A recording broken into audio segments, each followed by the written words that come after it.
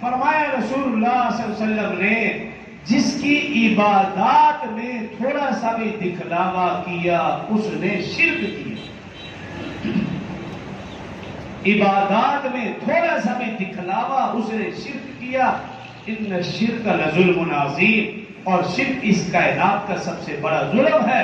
ان اللہ لا یغفر ان یشرک بہ، اللہ مشرک کو کبھی معاف نہیں کریں گے۔ کیوں؟ انہ من یشرک باللہ فقد حرم اللہ علیہ الجنہ، کیونکہ اللہ نے مشرک کے اوپر جنت حرام کر رکھی۔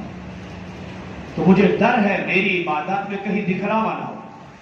جلیل القدر صحابی معاذ بن جبل رضی اللہ تعالی عنہ، ان پر خوف طاری ہے، صحابی رسول ہے، اور میں اور آپ عبادت کرتے ہیں تو کئی لوگوں کو سناتے ہیں، تو ہماری عبادات میں تو دکھلاوا ہی